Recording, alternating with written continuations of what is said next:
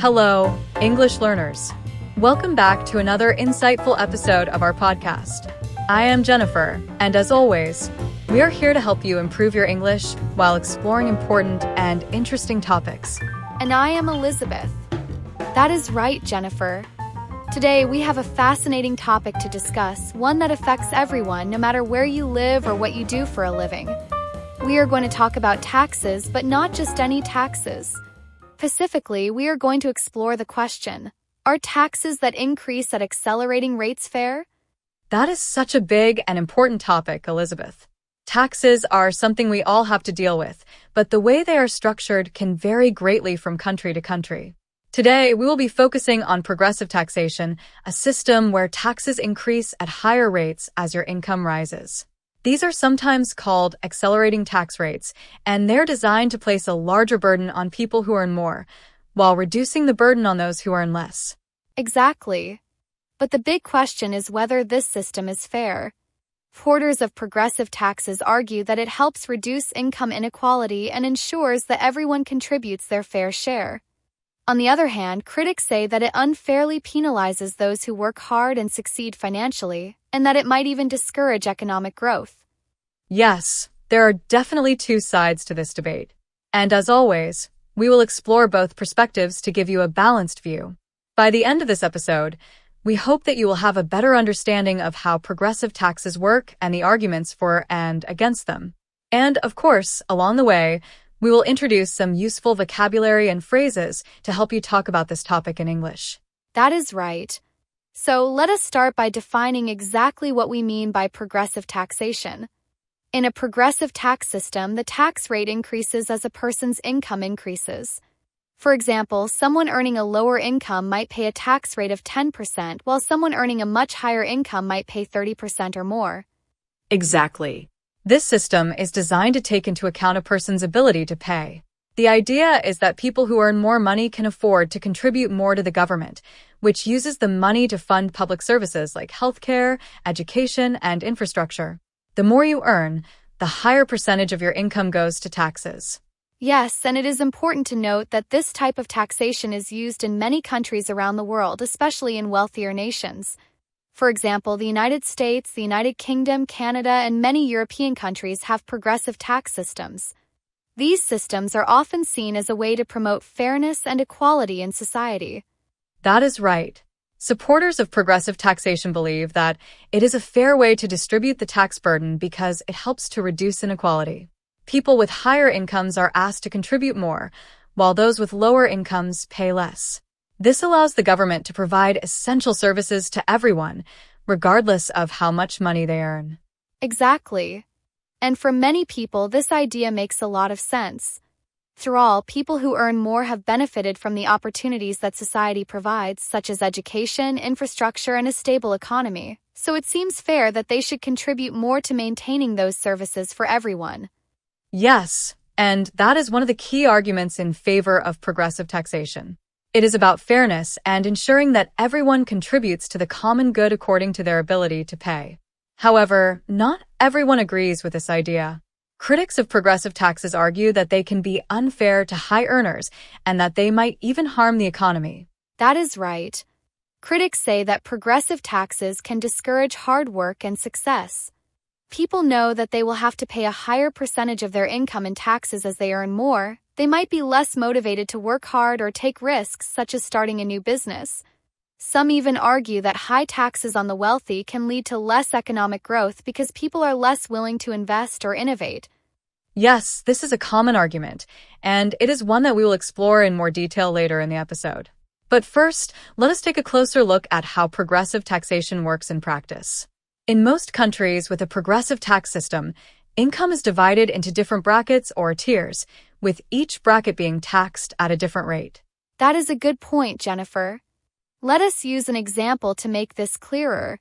Imagine a country where the first $10,000 of income is taxed at 10%, the next $20,000 is taxed at 20%, and any income above $30,000 is taxed at 30%.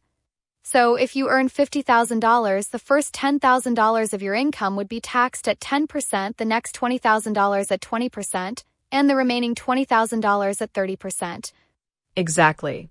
This means that even if you earn more and fall into a higher tax bracket, not all of your income is taxed at the highest rate. Only the income that falls into that bracket is taxed at the higher rate. This is an important point to remember, because sometimes people think that once they reach a higher income bracket, all of their income will be taxed at that rate, but that is not the case. That is a very important distinction, and it is one of the reasons why progressive taxation can be seen as fair. It ensures that people pay more taxes only on the portion of their income that falls into higher brackets, while their lower income is still taxed at a lower rate. Right. But even with this system, critics argue that progressive taxes can create disincentives for people to earn more. Some believe that if people know they will have to pay higher taxes as their income increases, they might be less motivated to seek higher-paying jobs or work extra hours. Yes, that is a key concern for those who oppose progressive taxes. They argue that this system can create what is known as a tax wedge, which is the difference between what a worker earns and what they take home after taxes. If this wedge becomes too large, it can discourage people from working harder or investing in their own skills and education to earn more. That is a great point. And this brings us to another argument against progressive taxes: the idea that they can lead to brain drain or the migration of highly skilled workers to countries with lower tax rates. For example, if a country has very high taxes on high-income earners, doctors, engineers, and other professionals might decide to move to countries with lower taxes to keep more of their earnings. Yes, the issue of brain drain is a serious concern for some countries, especially those that rely on a highly skilled workforce. Too many high earners leave, it can hurt the economy and reduce the government's ability to collect taxes and fund public services. Exactly. And this is one of the reasons why critics of progressive taxation argue that it can harm the economy in the long run. They believe that high taxes on the wealthy can discourage investment, innovation, and hard work, all of which are essential for economic growth. That is a valid concern. However, supporters of progressive taxes argue that the benefits of reducing inequality and funding public services outweigh these potential downsides. They believe that progressive taxes help create a more equitable society where everyone has access to the same opportunities and services regardless of their income level. Yes, and this is where the debate becomes really interesting. It is not just about economics, it is also about values.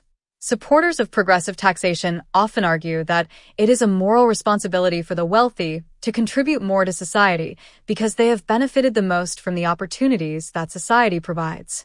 That is a great point, Jennifer. Many people believe that wealth comes with a social responsibility. If you are fortunate enough to earn a high income, it is only fair that you contribute more to the common good.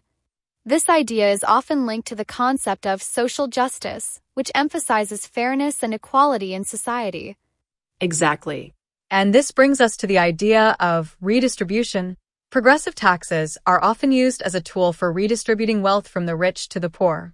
The money collected from higher taxes on the wealthy can be used to fund social programs that help those with lower incomes, such as healthcare, education, and housing.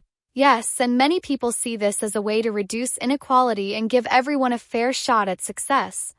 After all, if people have access to good education, healthcare, and other services, they are more likely to succeed in life, regardless of their background or income level. That is a very important point.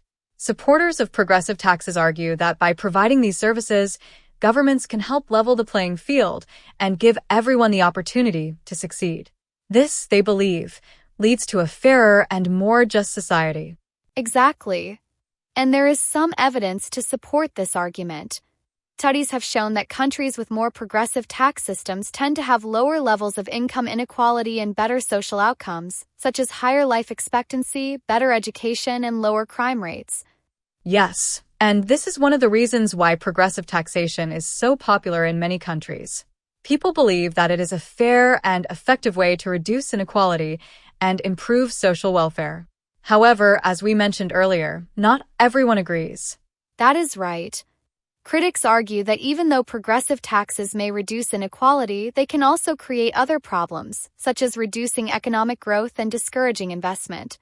They believe that a fairer and more effective tax system would be one that encourages economic growth and allows people to keep more of their earnings. Yes, And this brings us to the idea of trickle-down economics, which is often cited by opponents of progressive taxation. This theory suggests that if you reduce taxes on the wealthy, they will have more money to invest in businesses, which will create jobs and boost the economy. Over time, the benefits of this economic growth will trickle down to everyone, including those with lower incomes. That is a very popular argument, especially in countries like the United States, where there has been a lot of debate over tax cuts for the wealthy. Supporters of trickle-down economics believe that lowering taxes on the wealthy will lead to more investment, more jobs, and higher wages for everyone. Yes, but critics of this theory argue that it does not always work in practice. They believe that instead of investing their tax savings in new businesses and jobs, the wealthy often save the money or invest it in ways that do not directly benefit the economy, such as buying stocks or real estate. That is a very good point, Jennifer. There is some evidence to suggest that trickle-down economics does not always lead to the kind of widespread economic benefits that its supporters claim. In some cases, it can even lead to greater inequality, as the wealthy become richer while the poor and middle class see little benefit. Yes, and this is one of the reasons why many people believe that progressive taxes are a fairer and more effective way to reduce inequality and promote economic growth. They argue that by asking the wealthy to contribute more, governments can fund the public services that are essential for everyone's well-being, including the wealthy. Exactly. Through all, everyone benefits from a well-functioning society. The wealthy benefit from good roads, a healthy and educated workforce, and a stable economy, just like everyone else.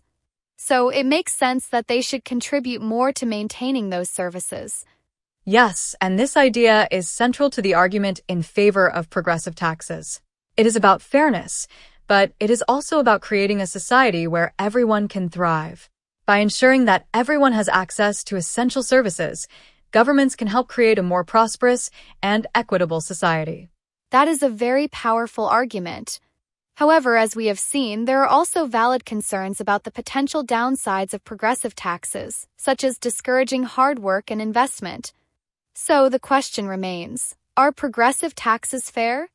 That is a difficult question to answer, Elizabeth. As with many issues, the answer depends on your perspective and your values. If you believe that reducing inequality and ensuring that everyone has access to essential services is the most important goal, then progressive taxes may seem fair.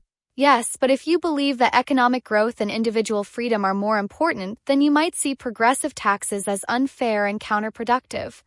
It all comes down to what you value most in a society. Exactly.